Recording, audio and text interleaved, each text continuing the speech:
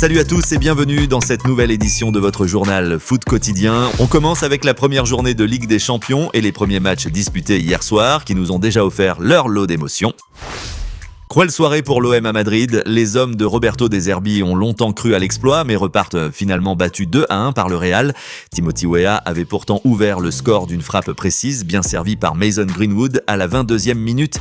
Mais 6 minutes plus tard, sur une percée de Rodrigo dans la surface, Kondogbia se mettait à la faute et concédait un penalty. Malgré un bon plongeon de Rulli, Mbappé transformait sa tentative sur la gauche pour égaliser. Rulli, héroïque, multipliait ensuite les parades devant Mastantuono et Tchouaméni pour maintenir l'OM en vie jusqu'à la pause. Au retour des vestiaires, Madrid touchait encore du bois, puis Carvajal perdait ses nerfs et était expulsé après un coup de tête sur Rulli. En supériorité, Marseille espérait y croire, mais une main de Medina offrait un nouveau penalty à Mbappé. Doublé pour le Français, victoire pour le Real, malgré une dernière tentative de Greenwood stoppée par Courtois. Un revers frustrant, tant les Phocéens ont résisté, mais face à Mbappé, ça ne pardonne pas. Et après le match en conférence de presse, l'entraîneur italien de l'OM, Roberto De Zerbi, n'a pas mâché ses mots concernant la main sifflée contre Facundo Medina en toute fin de match. Le second penalty, je pense que ce n'est pas du tout un penalty, c'est honteux, je suis désolé, et j'aurais pu le dire même si la décision avait été à mon avantage. Sur l'action, Medina tacle bien devant Vinicius, le ballon revient sur sa main, et l'arbitre désigne le point de penalty. Une décision qui laisse un goût amer à l'OM et qui fait polémique en Europe. L'autre grand match hier soir opposait la Juventus au Borussia Dortmund, un match complètement fou entre deux géants d'Europe qui se sont quittés sur un spectaculaire 4-4. Le début était pourtant assez équilibré, avec Thuram, Openda et Yildiz menaçant pour la Juve mais sans efficacité. Après la pause, le match s'emballait. Adeyemi ouvrait le score d'une frappe croisée pour Dortmund. Yildiz égalisait d'un magnifique enroulé de l'extérieur de la surface dans la lucarne opposée. Puis Nmeka redonnait l'avantage aux Allemands dans la foulée avec une très belle frappe du droit. La Juve répliquait par Vlahovic d'une frappe clinique en 1 contre 1 avec le gardien, mais Couto frappait encore pour porter le score à 3-2.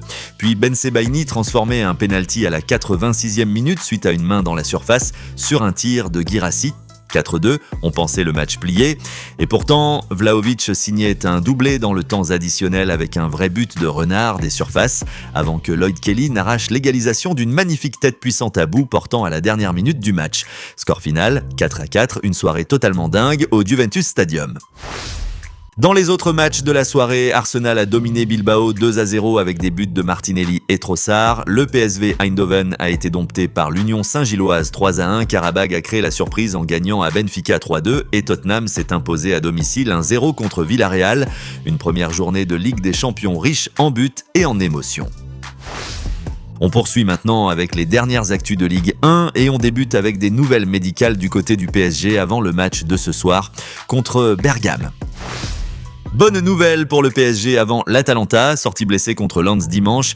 Kvicha Kvaratskhelia et Kangin Lee sont finalement opérationnels. Le club a confirmé ce mardi qu'aucune indisposition n'était à signaler. Le Géorgien avait pris un coup au mollet, le Sud-Coréen souffrait de la cheville, plus de peur que de mal. En revanche, Lucas Beraldo, touché à la cheville gauche, devrait manquer le choc de Ligue des Champions. Il rejoint Ousmane Dembélé et Désiré Doué à l'infirmerie. Le PSG pourra donc compter sur 2 retours importants pour ce rendez-vous européen, mais devra composer avec des absences de taille. Adrien Rabiot et l'OM, une histoire terminée mais encore brûlante. Dans le monde, Mehdi Benatia est revenu sur le départ du milieu français. Le directeur du football marseillais assume son affection pour le joueur mais pointe du doigt un facteur décisif.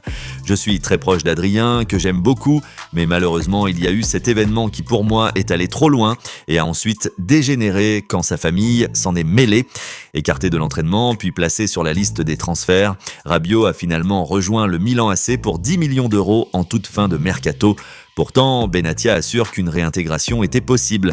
Soit Adrien se décidait de faire ce qu'il fallait pour qu'on puisse le réintégrer, soit on facilitait les choses pour qu'il aille ailleurs. Un dossier explosif où la famille du joueur a pesé lourd et qui laisse encore des traces.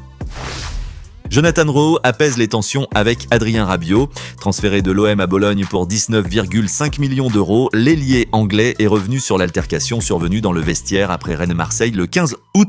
Face à la presse, Rowe a choisi l'apaisement. Bien évidemment, il y a eu quelque chose dans le vestiaire. J'ai choisi de ne plus en parler pour aller de l'avant et m'améliorer en tant que joueur. Maintenant, tout va bien avec lui, il n'y a pas de rancœur entre nous. On s'est serré la main. Cela arrive quand tout le monde veut le bien de l'équipe. Un discours en écho à celui de Rabiot qui avait déjà minimisé l'incident. Fin de polémique donc pour laisser place au terrain. Succès express pour Ligue 1+. La nouvelle chaîne lancée par la LFP a déjà franchi la barre du million d'abonnés ce dimanche, plus précisément 1 026 000 clients conquis, alors que l'objectif était fixé pour la fin de saison. Dans son communiqué, la Ligue explique ce carton par le fort attachement du public au championnat de France de Ligue, un McDonald's et au club français, une offre éditoriale immersive soutenue par les clubs et une hyper-distribution efficace. Et tout ça sans l'appui de Canal+, resté en marge du projet.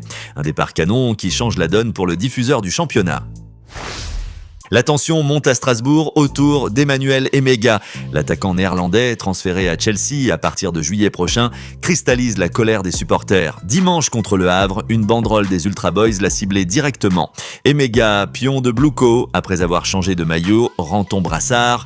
Des sifflets ont aussi accompagné sa remise du trophée de joueur du mois d'août, un traitement jugé inadmissible par son coach Liam Rosenior. Emmanuel Emega était dévasté et moi aussi. Voir des banderoles contre l'un des meilleurs joueurs la saison dernière, c'est inadmissible. Et l'affaire ne s'arrête pas là. Dimitri Liénard, figure historique du Racing, a pris la parole dans Direct Racing pour défendre le joueur et le club. Je ne comprends pas ça, ceux qui n'aiment pas aller supporter Haguenau, Colmar ou Schiltigheim. On passe pour des ânes, des clowns. Ce qu'ils ont fait, c'est une honte absolue. L'ancien capitaine a même suggéré que les joueurs cessent d'aller saluer ses supporters. Un climat explosif en Alsace. Coup dur pour le Barça avant d'affronter le PSG. Le Camp Nou, pressenti pour accueillir le choc de Ligue des Champions le 1er octobre, n'est finalement pas prêt. Selon Mundo Deportivo, les travaux ne permettent pas encore d'atteindre les 45 000 places minimum exigées par l'UEFA. Résultat, le Barça devrait se rabattre sur le stade olympique Luis Companys de Montjuïc pour ce rendez-vous européen. En revanche, le club catalan espère réintégrer son enceinte rénovée dès le 28 septembre en Liga contre la Real Sociedad, avant d'y recevoir l'Olympiakos le 20 et 1 octobre en C1. Un vrai contretemps pour les Blaugrana. Voilà pour les actus de la journée. Avant de se quitter, place à la question du jour. Selon vous, la main involontaire de Medina pouvait-elle justifier le second penalty accordé au Real Madrid? Dites-le moi en commentaire, je lirai vos avis avec attention. Merci à tous pour votre soutien. Abonnez-vous à Foot Quotidien si ce n'est pas encore fait et activez la cloche pour ne rien rater de l'actu foot. On se retrouve dès demain pour une nouvelle édition. Ciao!